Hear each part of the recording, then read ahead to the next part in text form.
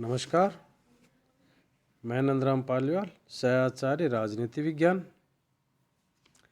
आज इस वीडियो में मनु और मनुस्मृति के बारे में चर्चा करेंगे।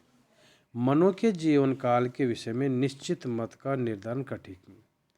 भारतीय साहित्य में मनु को मानव सभ्यता के प्रवर्तक के रूप में जाना जाता। शतपथ ब्राह्मण में जल प्लावन की एक घटना के उल्लेख के माध्यम से यह बताया गया है कि जल प्रलय के पश्चात मनुष्य में केवल मनु शेष बचे थे। इस प्रकार वे भावी सभ्यता के सूत्रधार बने। एक मान्यता यह है कि मनु ही मनुस्मृति के रचनाकाल थे, यानी मनु ने ही मनुस्मृति की रचना की है। किंतु यह मान्यता सही प्रतीत नहीं होती है, क्योंकि जल प्रलय की घटना के बाद अकेले मनु के शेष रह जाने के कारण उस समय किसी संगठित सामाजिक व्यवस्था के अस्तित्व का प्रश्न ही नहीं उठता। पौराणिक आख्यानों में ही मनु परंपरा का उल्लेख मिलता है। ऐसा प्रतीत होता है कि मानव सभ्यता का सूत्रधार होने के कारण मनु सामाजिक व्यवस्था की व्याख्या और विधियों की संहिताबद्ध प्रस्तुति के संस्थागत प्रतीक बन गए। इस प्रकार इस मनु परंपरा में ही किसी पश्चातवर्ती मनु ने मनुस्मृति की रचना की थी। वैदिक अब भारतीय चिंतन के स्रोत। वैदिक साहित्य, स्मृतियाँ, महाकाव्य और नीति शास्त्र प्राचीन भारतीय राजनीतिक चिंतन के स्रोत के रूप में स्वीकार किए जाते हैं। राजनीतिक और सामाजिक चिंतन के स्रोत के रूप में स्मृति साहित्य का विशेष महत्व है और स्मृतियों में सर्वाधिक महत्वपूर्ण मनुस्मृति को ही माना जाता है। मनुस्मृति की रचना के काल के समय में सभी विद्वान एकमत नहीं है। डॉक्टर विनय कुमार सरकार ने इसका रचना काल 150 ईस्वी पूर्व मानते हैं, तो डॉक्टर सालेटोर 1900 ईस्वी पूर्व से 1800 ईस्वी पूर्व निर्धारित करते हैं। मैक्स मुलर मनुस्मृति को ईसा के पश्चात 4वीं शताब्दी के बाद के किसी समय की रचना मानते हैं, किंतु उनके निकटतम शिष्य तथा उनके ग्रंथों के संपादक और अनुवादक जॉर्ज हुलर का मत है कि मनुस्मृति ईसा के पश्चात 2री शताब्दी में निश्चित रूप में अस्तित्व में थी। डॉक्टर बेनी प्रसाद ने इस काल निर्धारण को ही सर्वाधिक व्यवहारिक माना है। अब है मनुस्मृति की विषय वस्तु। मनुस्मृति में 12 अध्याय हैं, यानी मनुस्मृति 12 अध्यायों में विभाजित है।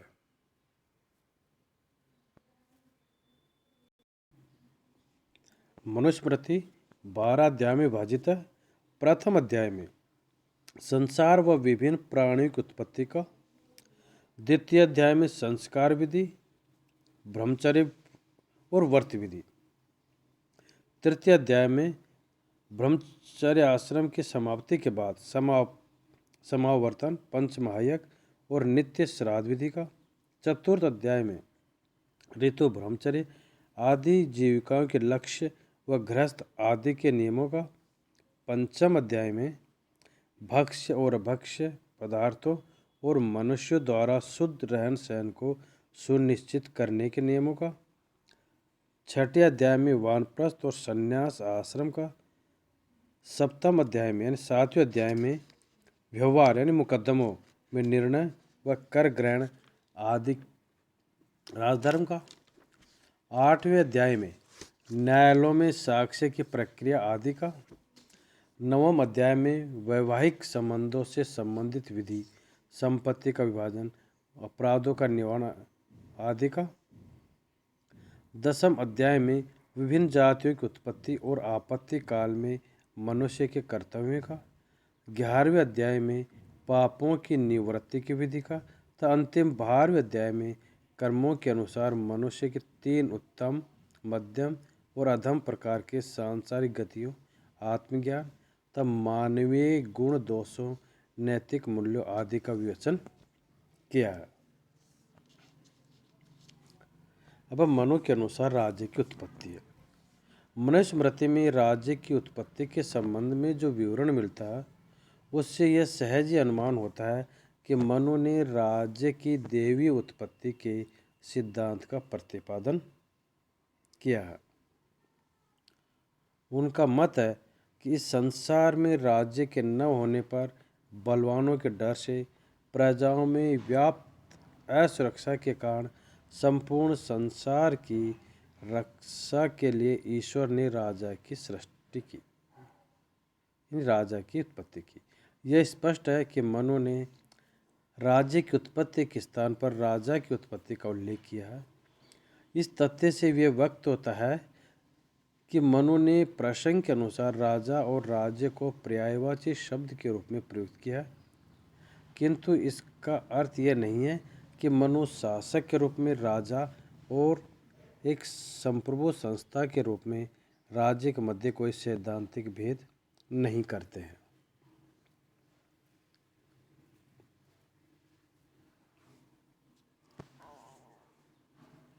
मनु ने राज्य की उत्पत्ति से पूर्व की भयावह अवस्था की कल्पना करके यह स्पष्ट कर दिया है कि एक संप्रभु संस्था के रूप में राज्य के अस्तित्व में आने से मानव समुदाय शासक एवं शासित के रूप में विभक्त हो जाता है। शासक की दैवीय उत्पत्ति का संकेत देते हुए मनु ने कहा कि ईश्वर ने इंद्र, वायु, यम, सूर्य, अग्नि, वरुण, चंद्रमा और कुबेर का सारभूत नित्य अंश लेकर राजा की सृष्टि की। मनु का कथन है कि समस्त देवों के नित्य अंश से रचित होने के कारण राजा तेज से सब जीवों को अभिभूत करता है।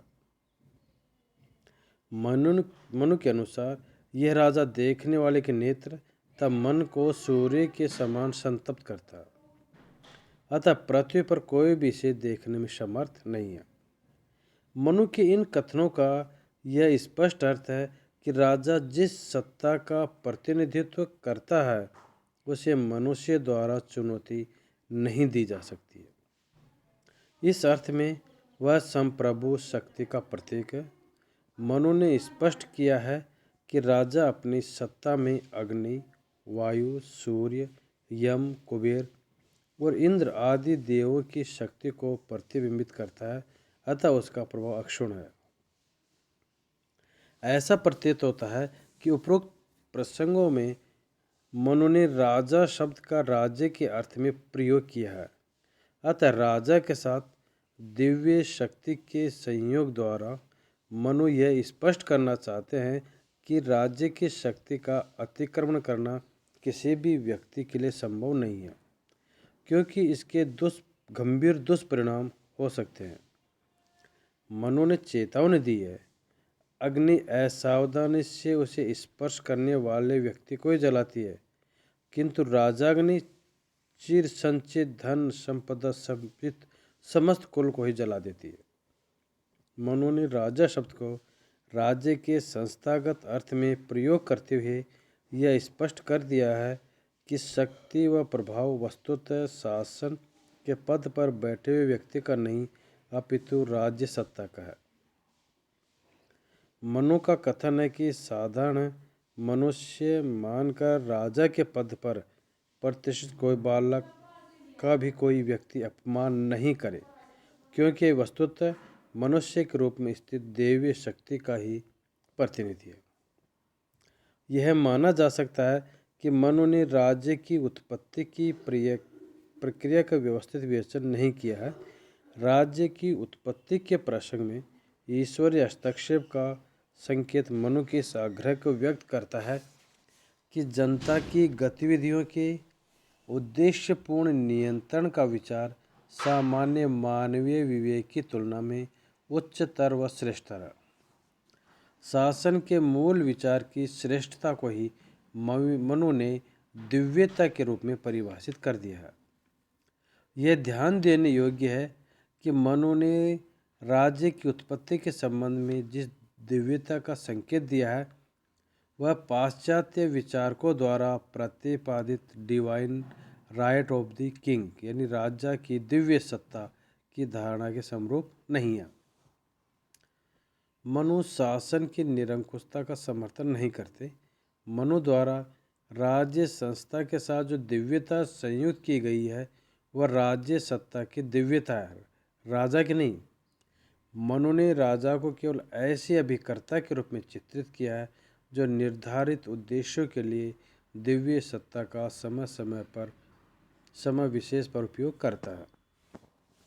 मनुस्मृति में राजा की दिव्यता के विचार को राजा की शक्ति के रूप में नहीं अपितु उसके दायित्व के विभिन्न पक्षों के रूप में परिभाषित कर दिया गया। मनु ने शासक के दिव्य गुणों को उसके दायित्व के रूप में व्यक्त करते हुए इन्हें दिव्य व्रतों की संज्ञा दी है। तब राजा से इन दायित्वों को अपने शासकीय आचरण में घटित करने की अपेक्षा की है। मनु का कथन है कि जैसे इंद्र वर्षा करता है उसी प्रकार राजा को इंद्र व्रत का पालन करते हुए जनता पर समृद्धि और कल्याण की वर्षा करनी चाहिए। जिस प्रकार सूर्य 8 मासों में किरणों के द्वारा जल का हरण करता है किंतु बदले में वह समस्त संसार को तेज और प्रकाश से लाभान्वित करता है, उसी प्रकार राजा को सूर्य व्रत का पालन करते हुए राजा के प्रजा के कल्याण के दायित्व की पूर्ति के लिए ही प्रजा से कर ग्रहण करना चाहिए। जिस प्रकार वायु सब प्राणियों में प्रवेश कर विचरण करती है उसी प्रकार राजा को वायु व्रत का पालन करते हुए गुप्तचरों के माध्यम से सर्वत्र प्रवेश करना चाहिए। जिस प्रकार यमराज अपने समय आने पर प्रिय अथवा अप्रिय सबके प्राण ले लेता है उसी प्रकार राजा को यम व्रत का पालन करते हुए अपराध करने पर प्रिय अप्रिय सबको दंडित करना चाहिए। जिस प्रकार बंधन के योग्य पुरुष वरुण के पास में कठोरता से बन जाता है उसी प्रकार वरुण व्रत को धारण करते हुए राजा को विधि के उल्लंघनकर्ताओं का निग्रह करना चाहिए। जिस प्रकार परिपूर्ण चंद्रमा को देखकर मनुष्य हर्षित होते हैं उसी प्रकार चंद्र व्रत को धारण करते हुए राजा को ऐसा व्यवहार करना चाहिए कि प्रजा एवं सभी प्रकृतियां उसे देखकर हर्षित हो जाए। उपरोक्त विवेचन से स्पष्ट है कि मनुस्मृति राज्य की उत्पत्ति के संबंध में दिव्यता का उल्लेख तो करती है किंतु इस उल्लेख मात्र को राज्य की देवी उत्पत्ति के व्यवस्थित सिद्धांत की संज्ञा दिया जाना उचित नहीं होगा। वस्तुतः मनुस्मृति में राज्य की सत्ता को अति मानवीय व दिव्य मानते हुए इस दिव्यता को शासक के लोक कल्याणकारी दायित्व की पवित्रता के रूप में परिभाषित कर दिया गया है। अब हम मनु के अनुसार संप्रभुता का आधार धर्म और दंड। मनुस्मृति में राज्य को धर्म पर आधारित मापदंडों को स्थापित करने वाली उद्देश्यपूर्ण संस्था के रूप में चित्रित किया गया है। यानी राज्य है वो धर्म पर मापदंडों पर आधारित है। धर्म पर आधारित मापदंडों के अनुसार ही समाज का नियमन होगा। ग्रंथ में धर्म की व्यापक परिधि में नैतिक मूल्यों, सदाचार के शाश्वत सिद्धांतों, सामाजिक व्यवस्था के आधारभूत नियमों, प्रजा के कल्याण के प्रति शासक के सकारात्मक दायित्वों तथा शासकीय शक्ति का प्रयोग करते समय शासक से अपेक्षित मर्यादाओं आदि को सम्मिलित किया गया है। मनुस्मृति में धर्म और राज्य को परस्पर निर्भर माना गया है। राज्य धर्म पर निर्भर है क्योंकि उसका अस्तित्व ही धर्म के परिवर्तन के लिए है। धर्म राज्य पर निर्भर है क्योंकि राज्य के संस्थागत माध्यम के बिना धर्म को सुरक्षित रखना असंभव है। धर्म के नैतिक बल को व्यवहार में लागू करने के लिए किसी भौतिक अवलंबन की आवश्यकता होती है। मनुस्मृति में दंड को ऐसी भौतिक शक्ति के रूप में प्रस्तुत किया गया है जो धर्म को बाध्यकारी रूप में प्रवर्तित कर सके। राज्य को इस बाध्यकारी बल के प्रयोग के लिए अधिकृत किया गया है। मनुस्मृति में दंड को केवल भौतिक बल का पर्यायवाची नहीं माना गया है। मनु के अनुसार भौतिक बल के साथ 3 तत्व संयुक्त होकर उसे दंड का रूप प्रदान कर सकते हैं। जैसे पहला तत्व है नैतिक प्रयोजन, जिसके लिए बल का प्रयोग उचित ठहराया जा सकता है। दूसरा तत्व एक प्राधिकृत निकाय, जो नैतिक प्रयोजन के लिए भौतिक शक्ति के प्रयोग के लिए उत्तरदायी है। तीसरा तत्व अनुल्लंघनीयता, अर्थात वह भौतिक बल मात्रा व प्रभाव में ऐसा हो कि जिसे कोई भी व्यक्ति या व्यक्ति समूह चुनौती देने के में सक्षम नहीं हो। वस्तुतः मनुस्मृति में धर्म और दंड को सम्मिलित रूप से राज्य की संप्रभु शक्ति के रूप में चित्रित किया गया है तथा शासक को उस संप्रभु शक्ति के प्रयोग द्वारा प्रजा के नैतिक, भौतिक और पारलौकिक कल्याण को सुनिश्चित करने के लिए अधिकृत और दायित्वबद्ध किया गया है। धन्यवाद।